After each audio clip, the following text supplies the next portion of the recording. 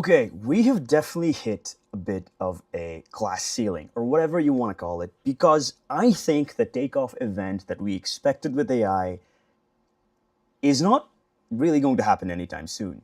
GPT-5 still feels like a bit of a whoop. It's marginally better than all of the other, state-of-the-art frontier models and their flagship models. It's not great, but we've poured in a ton of money into trying to bring GPT-5 about. Um, but I just don't think we're seeing a step function change in the payoff.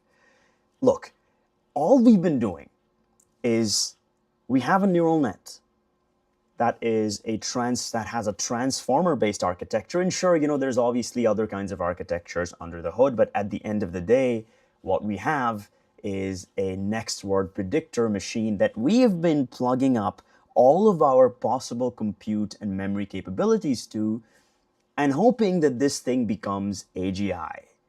Maybe in order to truly bring about AGI, or to see that next step function increase in capability, we're going to have to take a bit of a different approach.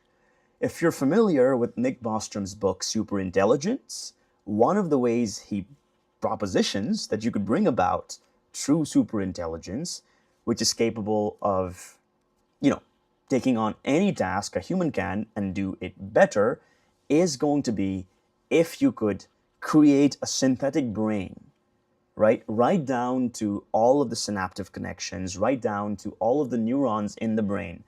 If you could synthetically create a brain or a virtual copy of that brain, and then if you were to assign all of the compute power and the memory available, well, that you could make available to it, you could see a glimpse of true AGI. So maybe that approach is going to yield us a better, outcome if we're really trying to bring about AGI, or if we're trying to see a step function increase in the capabilities of these AI models.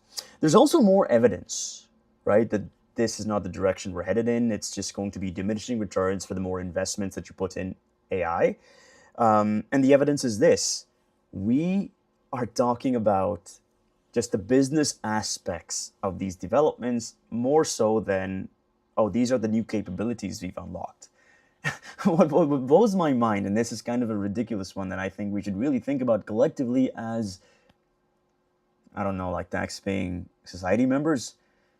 Trump basically negotiated a 15% cut in revenue for Nvidia in exchange for removing export control restrictions to the chips being exported to China. And this is a deal that also AMD signed in on.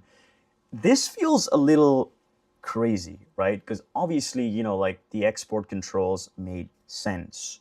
For better or worse, even though China is the US's is a very close trading partner of the US, it is also our rival when it comes to developments in AI. So you don't want to be handing over all of the culmination of our research products over to China and being like, here you go, build whatever you like with it. There was some talk about including tracking chips on the H20 chips that we were going to be sending over to China, so that we could track where these chips are going, right? Because technically you could use these AI chips for edge AI computations, for any kinds of AI workloads, for any domain, right?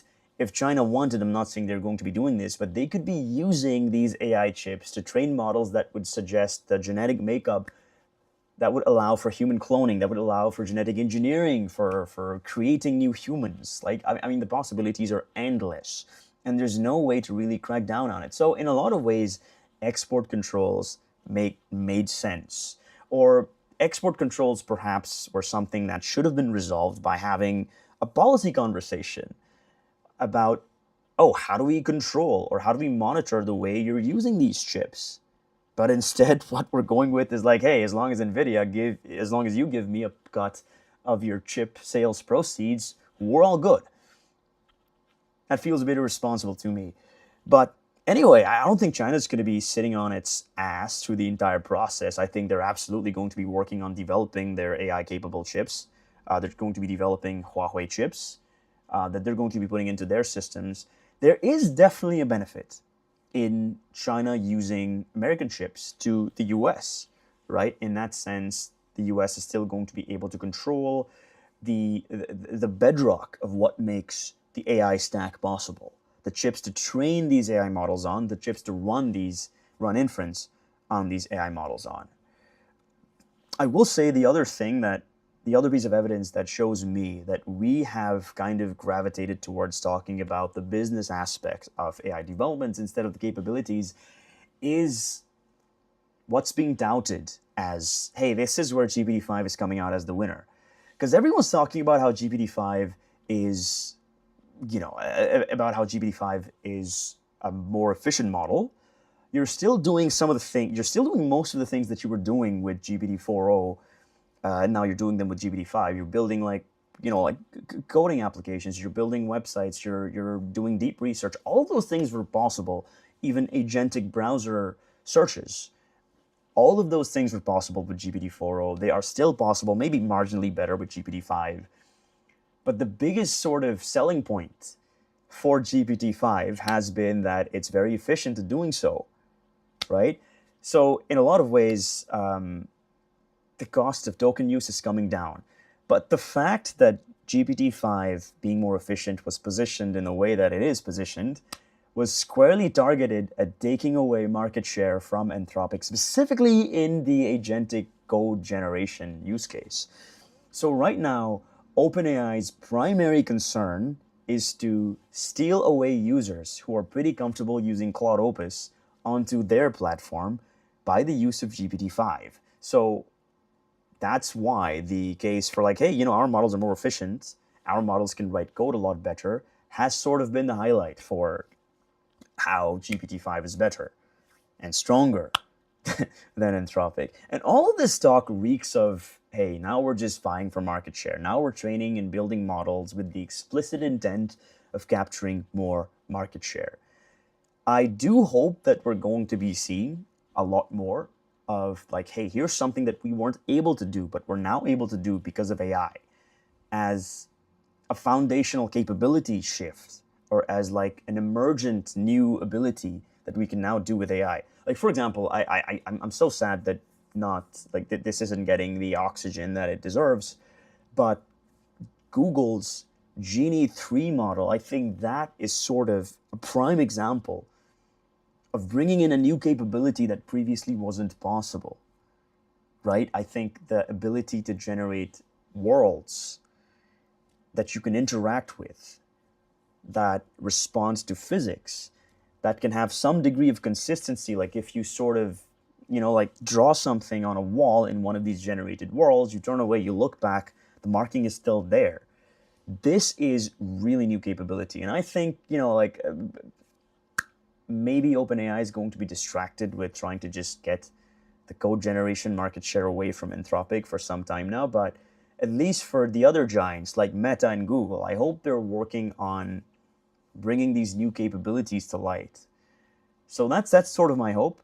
I think for maybe some time, the AI competition amongst these companies is maybe going to be more business-centric and market share capturing, rather than oh, here are exciting new developments. And we have to buckle in for that, right? I'm still very bullish on AI. I think even given the current capabilities of AI, there are so many more unlocks that we can do, because the vast majority of users today are just using AI for maybe writing emails or, getting recommendations for travel and whatnot. Not to mention that I think 80% of users online are still very reliant on using Excel sheets and Microsoft Word documents to do most of their work, to as their primary productivity tools. So there is a lot of unlocks still to be made with the existing capabilities of AI. So I'm still very, very bullish on AI, but things are going to get maybe a little less exciting in the next couple of months in terms of new capability unlocks. Anyway, that's my time. Thank you so much for the folks that tuned in. I will see you around the same time tomorrow.